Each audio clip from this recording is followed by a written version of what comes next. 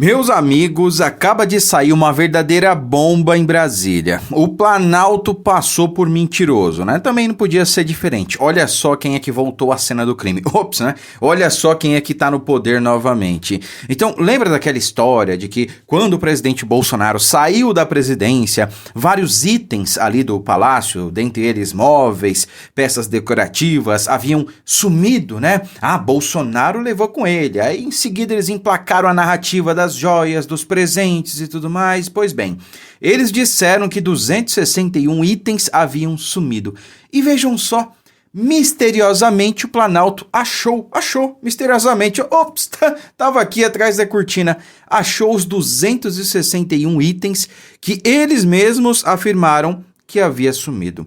Pois bem, além disso, a gente vai falar aqui dos senadores que desmascararam o delegado da Polícia Federal, que foi lá prestar esclarecimentos a respeito da abordagem que fez ao jornalista português Sérgio Tavares, né? E do consequente depoimento que ele teve que fazer lá na Polícia Federal. Olha, se antes a gente tinha alguma dúvida de que de fato aquele delegado era pró-governo, era petista, agora a gente não tem mais, tá?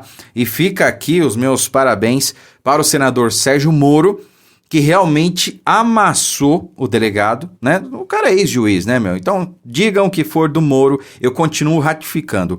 Não gosto dele, pra mim, politicamente errou, mas ele merece estar no cargo que ocupa, tá? Ele merece esse mandato de senador. Então, eu não gostaria que ele fosse cassado, embora esse deve ser o caminho, tá? E também do senador Jorge Seife, que, olha, Tramontina pra ele, vocês vão ver do que eu tô falando.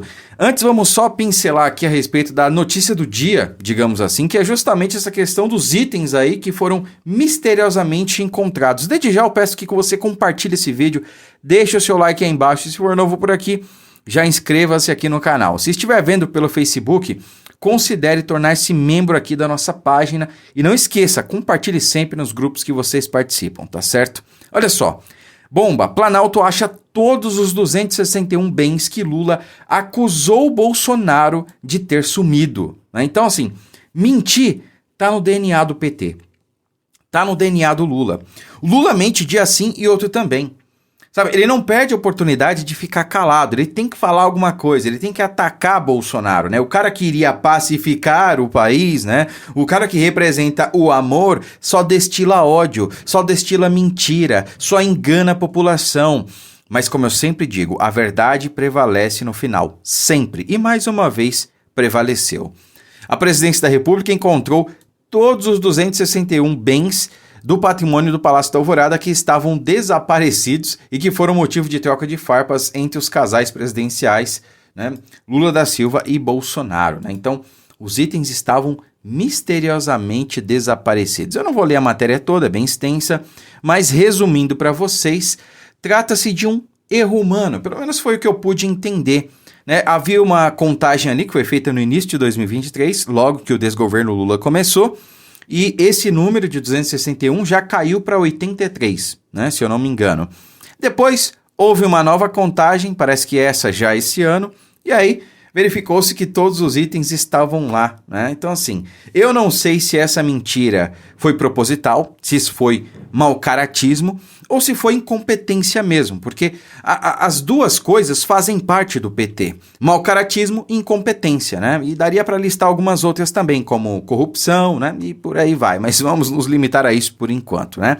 Então fica aqui esse registro, passou vergonha, que a verdade seja exposta. Agora eu quero compartilhar com vocês alguns vídeos, tá? Alguns trechos aí que foram recortados das falas de senadores que fizeram inquirimento ao delegado da Polícia Federal, que foi lá prestar esclarecimentos a respeito daquele caso envolvendo o jornalista português Sérgio Tavares, né, que ele foi abordado no aeroporto de Guarulhos e permaneceu lá por 2, 3 ou 5 horas. Né? Foi realmente bonito de se ver, olha só. Aqui nós temos, então, para começar, o senador Jorge Seife dando uma tramontinada no delegado. Prestem bem atenção, olha só. O movimento golpista que teve no 8 de janeiro. Mas aí essa fala do senhor me preocupou. E lhe explico por quê. O senhor certamente conhece o decano da nossa Suprema Corte Brasileira, o excelentíssimo ministro Gilmar Mendes. O senhor conhece? O senhor conhece com certeza o atual ministro da Defesa, doutor José Múcio Monteiro. O senhor certamente conhece o ex-ministro Marco Aurélio Melo. O senhor certamente conhece o ex-ministro da Defesa, ex-deputado, ex-senador, doutor Aldo Rebelo. E todos esses, inclusive membros do atual governo, a começar com José Múcio, já se manifestaram que não houve golpe, que é uma narrativa. Quando o senhor fala assim, olha, ele foi a favor dos atos golpistas de 8 de janeiro, o senhor me mostra um posicionamento político que me parece que ele seria vedado, porque o senhor é um policial, o senhor... Só um parênteses aqui. Ele começa falando que o movimento golpista, né, sendo que a investigação está em curso, sendo que não tem nada provado ainda, tem investigação, tem um inquérito aberto para apurar os fatos. E aí o delegado vai e afirma, movimento golpista. Ele já está dizendo de que lado ele está. Porque quem é que repete essa narrativa do golpe? É a esquerda, é o PT, é o Lula. Então, se o delegado está fazendo isso, ele apenas ratificou o que eu falei no vídeo anterior. Está escrito PT na testa dele. Está sob suspeição agora, porque o cara foi claramente ali político. Ele disse, olha, eu sou um militante político. Ao dizer que o movimento era golpista, sendo que ainda tem um inquérito aberto para apurar os fatos. Delegado, o senhor é um diretor da Polícia Administrativa. Então o senhor poderia, na minha opinião, falar, olha, inclusive ele se manifestou a favor da invasão de 8 de janeiro, fechado. Quando o senhor inclui a palavra atos golpistas, o senhor me mostra que o senhor tem um posicionamento político que lhe é vedado como servidor público, até porque o inquérito está em andamento no Supremo Tribunal Federal. Isso me preocupa, porque o senhor pode ser vermelho, verde, amarelo, ou Lula, ou Bolsonaro, democracia 100%. Mas quando um inquérito que não foi terminado, que está em investigação, que está se buscando esclarecimento, né? O senhor se posiciona, isso me preocupa. Ouvindo até o conselho do senhor fazendo a correção, foi força de retórica, ao ato de quebradeira, acho que seria a palavra mais técnica, né? O ato de quebradeira do 8 de janeiro. Pois é, né? Depois ele se retratou, né? Viu que não tinha pra onde escapar, o safe deixou ele sem saída, mas meu amigo, não tem pra onde correr.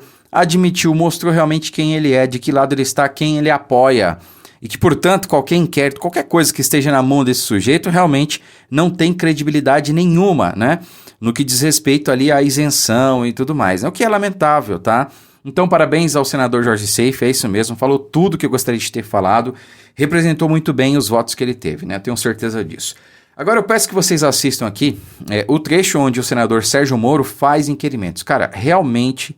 ele foi ali no âmago, ele fez as perguntas certas de modo certo e terminou de maneira magistral, tá? O vídeo é um pouquinho longo, eu vou ver se eu até acelero aqui, mas vale a pena vocês verem até o final. Prestem atenção, olha só. A informação que esse senhor, o Sérgio Tavares, teria ficado 5 horas retido no aeroporto é aproximadamente esse período de tempo mesmo? Senador, eu não tenho a informação exata do tempo que ele ficou ali para a entrevista dele, de controle migratório. Mas acredito que deve ser umas 3 horas, algo assim, porque o Guarulhos, acho que todo mundo conhece, a demanda lá é gigantesca. Me parece, tá? Que no dia tinha lá procedimento de flagrante, de outros crimes e tal. Mas a demanda em Guarulhos é muito grande, então esse prazo aí não é uma coisa fora do usual do aeroporto, não. O senhor mexeu num papel, apresentou um papel aí, sugerindo que seria o depoimento dele, é isso não? Esse aqui, o depoimento, é o termo de declaração dele. O termo de declaração. Tá. Esse documento está disponível, aberto? O termo de declaração é dele, não era para estar disponível, mas parece que ele colocou na rede social dele, ou divulgou, todo mundo acho que já tinha... Não é sigiloso também, não? Quem tomou a decisão de retê-lo para esses questionamentos dentro da Polícia Federal? Eu acho que eu falei no início da apresentação, né, da minha exposição, nós temos um setor de análise dentro da Diretoria de Polícia Administrativa, e lá você tem as pessoas que estão sob alerta e outras sob restrição. Restrição são aquelas que estão com ordem judicial por motivos diversos, e alerta são aquelas que cabem uma entrevista no controle migratório, que não é uma restrição judicial, mas caberia uma entrevista. Esse número até eu já falei, mas eu repito aqui para o senhor, são 143 mil pessoas sob alerta. Eu entendi, mas houve alguma decisão, então o senhor me confirma se houve ou não houve uma decisão vinda de Brasília ou de alguma autoridade específica da Polícia Federal para reter esse indivíduo, ou se ele foi retido apenas porque estava incluído no alerta? Foi o procedimento técnico normal. Vocês percebam que o senador, ele pergunta várias vezes, né? Houve uma determinação, houve um pedido de alguém, de Brasília, do governo, da justiça, para que houvesse intervenção sobre o jornalista? Ele reluta em responder, ele não responde objetivamente. E o senador insiste, pergunta por 2 ou 3 vezes, inclusive. Houve uma decisão de uma autoridade em Brasília, da Polícia Federal, para que ele fosse retido no aeroporto? Objetivamente, a inclusão no alerta passa pela minha coordenação de imigração, pelo setor de análise, e quem encaminha para o controle de acompanhamento. Naquela data em especial, a Polícia Federal sabia que esse indivíduo estava vindo ao Brasil? Sabia, a Polícia Federal só pergunta quem, assim especificamente. Porque o controle migratório ele faz isso diuturnamente. Tá, ele veio ao Brasil de Portugal. A Polícia Federal sabia previamente que ele estava vindo de Portugal ao Brasil? Sim, a gente tem um controle de passageiros, não ele, de passageiros, de todos que entram, todos que saem, a gente faz esse controle de voos. E houve uma decisão individual de alguém da Polícia Federal, do diretor, do delegado, de um agente específico para que ele fosse retido na Não, foi um fronteira? procedimento protocolar. Foi por conta do alerta? Foi por conta do alerta. E quem colocou esse alerta? O meu setor de análise coloca o alerta, passa na coordenação de imigração e encaminha o procedimento. Ele foi considerado alguma ameaça física? Ele era entendido como uma ameaça física para algum indivíduo aqui no Brasil?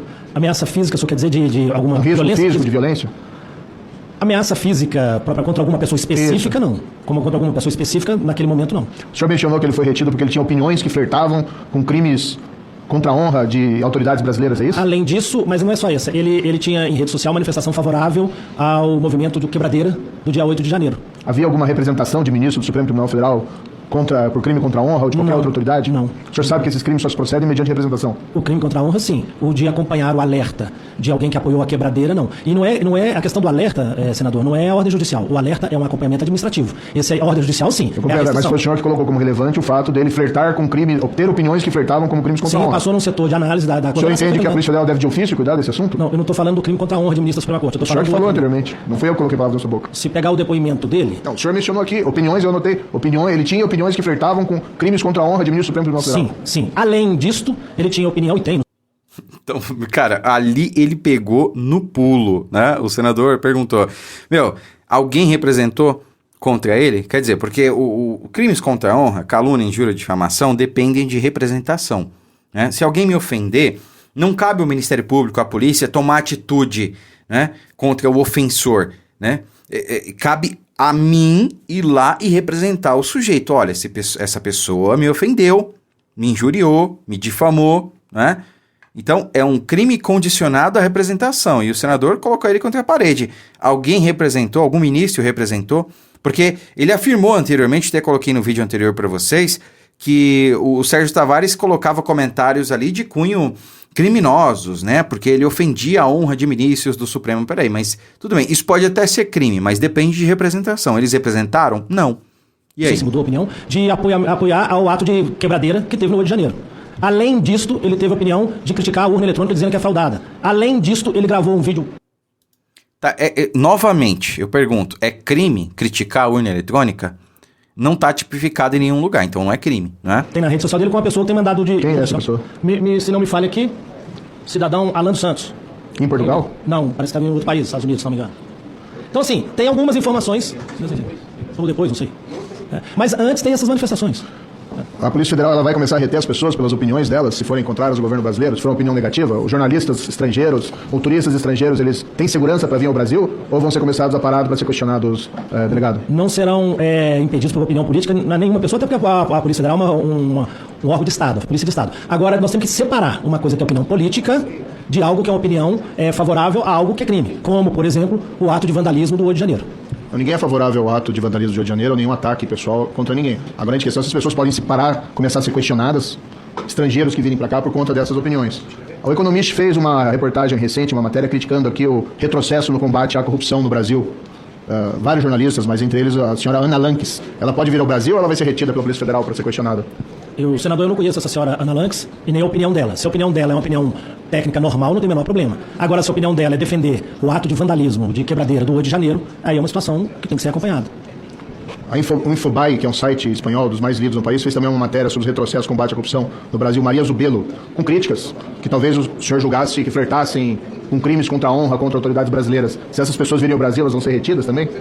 Voltando ao que eu respondi na outra pergunta. Se o comentário é na linha de apoiar ato que é crime, e acho que aqui ninguém nega que o quebradeira do 8 de janeiro foi um ato criminoso, certamente essa pessoa tem que ser acompanhada. Quem faz comentários apoiando fato ou ato criminoso, a função da polícia é acompanhar. Agora, a opinião política aí não é problema de polícia. As pessoas que apoiam, meus colegas aqui, as pessoas que apoiam invasões do MST lá fora, que falam que é um movimento social, que tem que invadir propriedade rural, se elas vierem ao Brasil, elas vão ser retidas no aeroporto? Aí eu teria que ver o caso concreto, senador. Começa a acompanhar a mensagem do parlamento aqui. Perceberam? Até agora ele vem afirmando, o senador pergunta, né? Não, se tal pessoa vier ao Brasil, né? Algum jornalista tal, elas serão paradas, serão inquiridas pela Polícia Federal? Olha, se elas defenderem aí a participação, né? Os atos de vandalismo do 8 de janeiro, sim, né? Não sei o quê. Ele responde sempre sim, não, se defenderem crime, sim. Aí o senador vai e muda a pergunta, porque parece que o plenário ali pergunta para ele, né? Pede pro senador perguntar.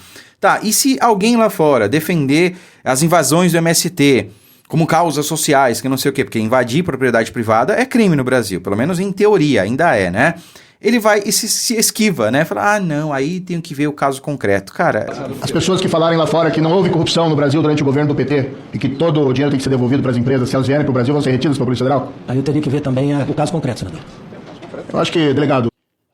Pois é, né? Ah, não, aí tem que ver o caso concreto também, né? Quem disser lá fora que não houve corrupção no governo do PT...